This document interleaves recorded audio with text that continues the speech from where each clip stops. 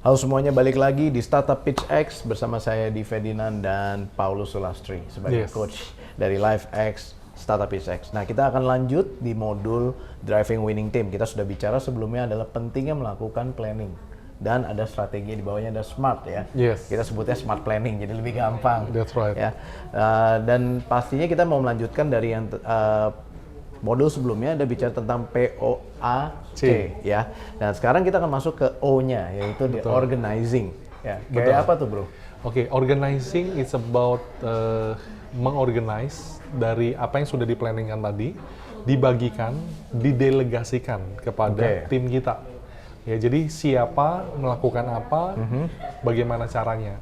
Kalau kita lihat di dalam film ya, saya sering kasih contoh dalam bentuk film, ya ketika sudah dibahas meetingnya seperti apa, ya kan, maka akan didelegasikan. Oke, yang bagian IT siapa, ya kan, yang bagian HRD siapa yang jadi salesnya, tugasnya apa. Nah, itu bisa diturunkan di dalam job description. Betul. Nah, di dalam KPI mereka, sehingga mereka tahu apa yang harus mereka kejar.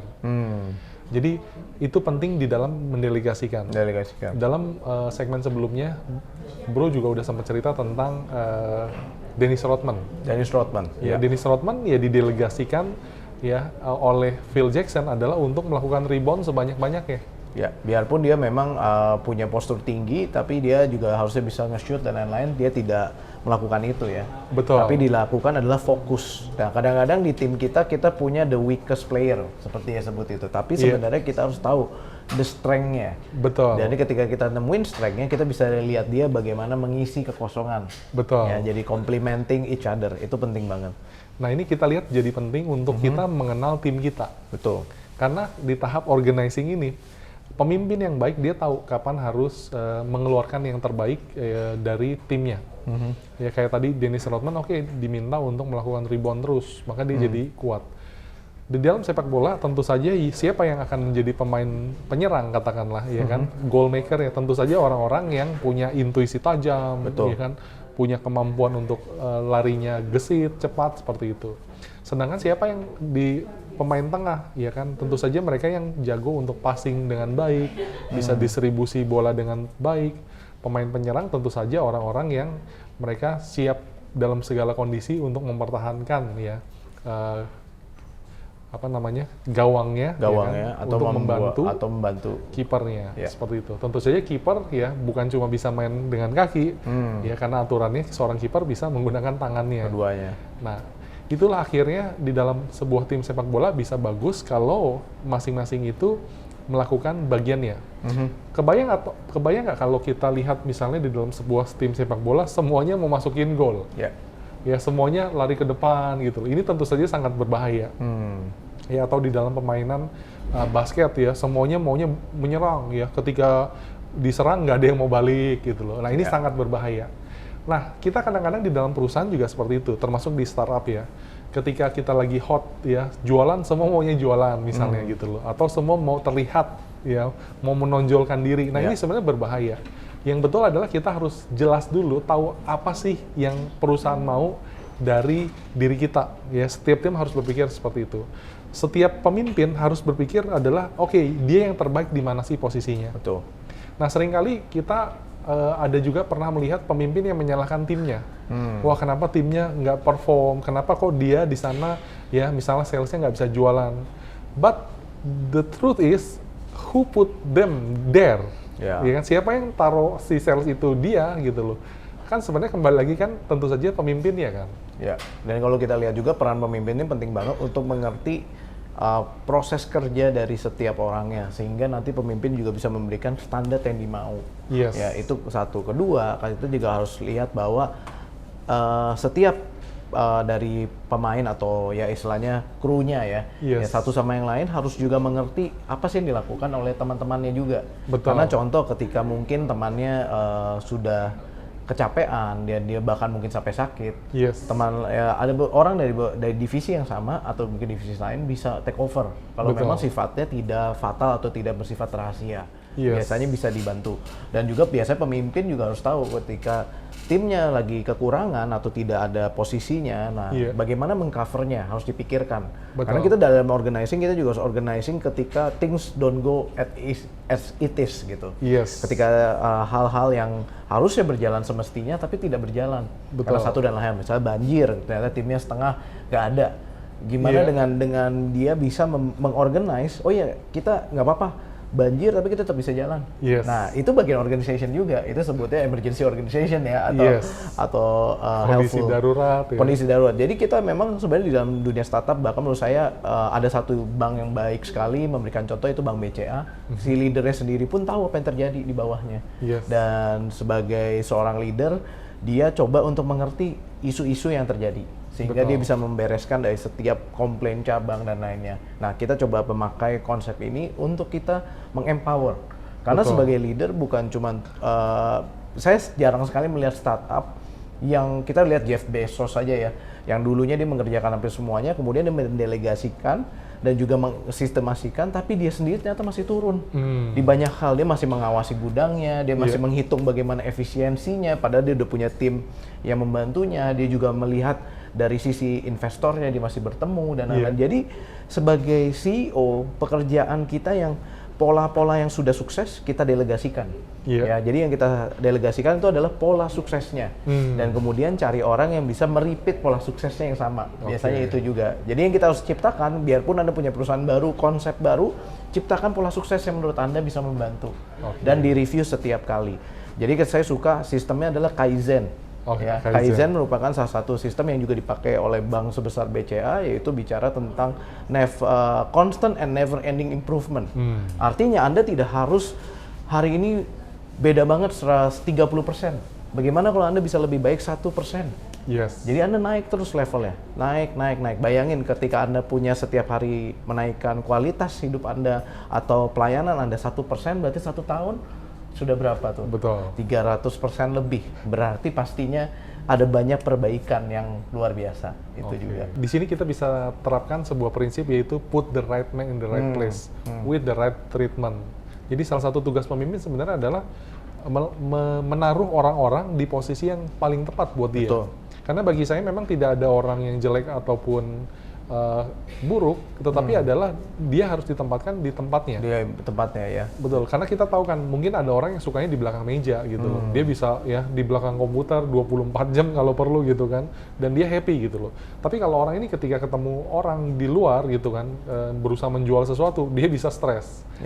Nah, ya udah, kalau kita udah tahu memang karakter dia seperti itu, ya taruh dia di posisi yang terbaik. Begitu juga sebaliknya kan, ada orang sukanya keluar terus, dia bisa seharian di luar.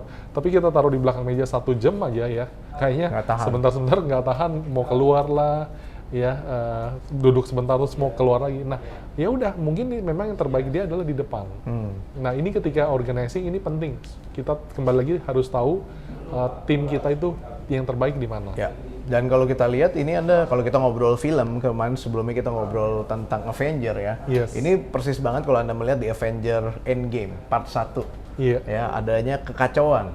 Ya, karena dia tidak diorganize secara benar dan ternyata ada strength dan kelemahan yang tidak di-address. Ada ego masing-masing. Jadi sebenarnya tugas pertamanya waktu itu adalah mengambil gauntletnya Thanos, ya kan. Dan ternyata ada konflik di antara Star-Lord ya dan Iron Man. Dan ternyata yang terjadi adalah Star-Lord akhirnya keluar dari rencana. Dan itu fatal banget ya. Kalau kita bisa perhatikan, itu sebenarnya adalah hal yang cukup fatal. Kenapa? Karena ternyata akhirnya Thanos bisa menang. Konsepnya itu. Jadi kita anggap bahwa kita lagi bersama-sama harus mengerti nih, ada egonya dan enggaknya kan, ada perasaan, dan kalau bekerja ya bekerja. Itu yang penting. Nah, kedua, ketika kita lihat di part 2-nya, terjadi kerjasama yang sangat baik. Ya, kerjasama yang sangat baik, bahkan ketika Thanos merasa sudah mendapatkan gauntletnya, yang didapetin bukan gauntlet yang dimaksud gitu. Dan itu adalah proses yang boleh dibilang mereka tidak belajar dari, they got a second chance. Mereka berusaha untuk memperbaiki keadaannya lebih baik lagi. Nah, ini yang kita perlu lihat, bahwa organizing is very important. Bahkan kita harus tahu di mana orang-orang yang tepat, dan sebenarnya nggak jauh beda kehidupan nyata sama kehidupan digital pun Anda menggunakan digital dari sekarang. Beda adalah apa? Medianya, efisiensinya, Betul. caranya menyampaikan. Kalau saya suka adalah mengerti tentang information organizing. Bagaimana kita organizing information. Salah satunya adalah menggunakan tools yang sudah available. Dan tools ini biasanya gratis untuk penggunaan ya standar. Tapi kalau sudah mulai reguler, ya bisa digunakan dengan berbayar yang harganya juga cukup relevan dan cukup reasonable ya. Kalau kita bisa bilang tools yang saya suka pakai adalah Trello. Salah satunya adalah untuk mengatur information.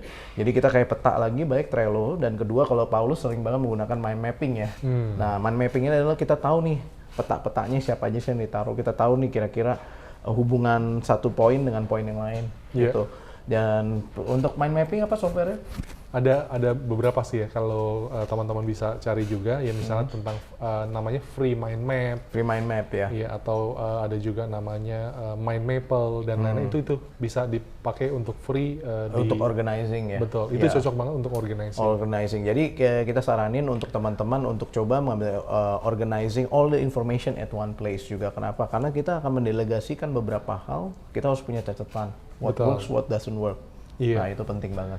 Betul, itu akan sangat membantu sekali karena basically kita harus sadar manusia cenderung lupa. Betul. Manusia cenderung sering juga miss seperti itu ya. Nah, itu kalau kita punya aplikasi, kita punya tools-tools yang ada, itu sangat membantu untuk ketika kita mengorganize.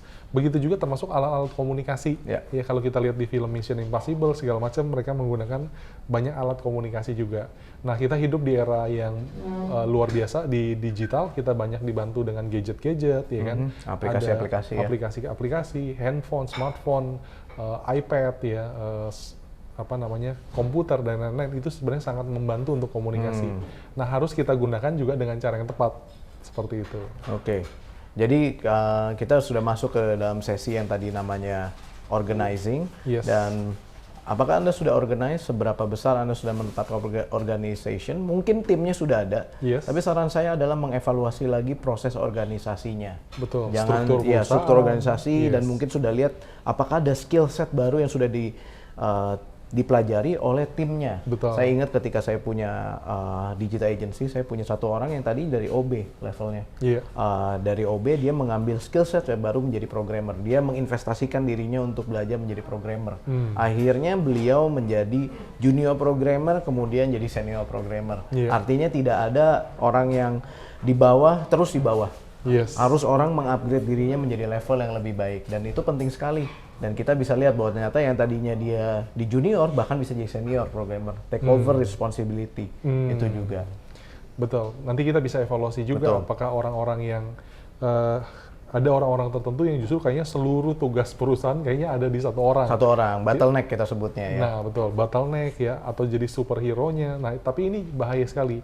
Mungkin saya perlu sampaikan juga di dalam sebuah organisasi, sebuah perusahaan, ya saya harap jangan sampai ada satu orang atau bergantung hanya pada satu orang saja. Apalagi dia menjadi decision maker, dia juga admin, eksekutor, ya, itu bahaya sekali ya. Dan ini saya mesti katakan siapapun, termasuk biasa business owner.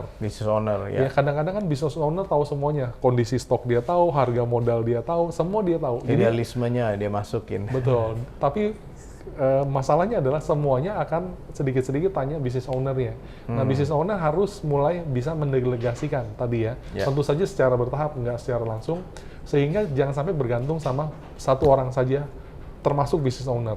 Tapi juga kadang-kadang jangan juga bukan bergantung sama business owner, tapi ada nih, kadang-kadang saya ketemu juga di perusahaan bergantung sama si GM-nya misalnya, atau manajer keuangannya, atau orang-orang tertentu yang seakan-akan bisa jadi Superman, bisa dan tahu memang segalanya. Memberikan hatinya dan kehidupannya full ke dalam bisnisnya ini ya. Betul. Katakanlah orang tersebut baik, ya kan? Tapi kan kembali lagi namanya manusia bisa sakit. Ya, bisa juga meninggalkan perusahaan dan lain-lain. Atau meninggal secara fisik pun juga bisa. Betul. Nah, ini sangat berbahaya ketika hanya mengandalkan pada satu orang khusus. Nah, apalagi belum lagi kalau misalnya katakanlah fraud dan lain-lain, ini sangat bahaya kalau ini bukan si business owner misalnya. Tapi business owner pun kan tadi berbahaya karena tetap dia orang. Ya, jadi kita harus lihat kita harus punya kemampuan mendelegasikan. Itu juga salah satu skill yang perlu dimiliki oleh seorang business owner. Karena nanti ini akan dimanfaatkan ketika mengorganize atau organizing. ya di fungsi manajemen ini. Ya, kalau kita bicara tentang organizing, sebenarnya kita balik lagi ada namanya priorities. Yes. Jadi kita mengelola prioritas, timing. Iya. Ya. Nah, ini pertanyaannya adalah, Pak, saya bisnisnya masih mendevelop idea, dan saya masih a single person, tapi saya udah nggak mungkin ngerjain macam-macam. Apa yang saya perlu lakuin? Siapa yang saya harus hire? Betul. Karena saya belum jadi PT. Saran saya adalah meng-hire assistant. Kenapa? Karena assistant bisa take those odd jobs atau yang regular jobs atau rutin, seperti mungkin atur schedule meeting, mungkin ada kontak orang atau reminder dan lain-lain. Perlu banget ada orang yang membantu Anda sebagai yang lagi mencari apakah ini bisnis yang baik atau visi yang perlu dijalankan atau perlu diskusi, perlu mencari asisten. Minimum itu saja yang saya bisa sarankan kalau Anda masih dalam bentuknya masih sendiri lagi mencoba. Perlu second layer, yaitu membantu hal-hal yang kayak ya bikin appointment deh dan lain-lain gitu.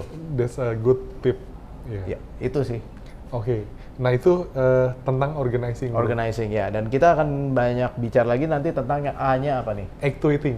Actuating ya. Apa itu? Setelah ini kita akan Setelah ini kita akan masuk ke episode berikutnya tentang actuating di LifeX Academy Startup Pitch Act modul Driving a Winning Team.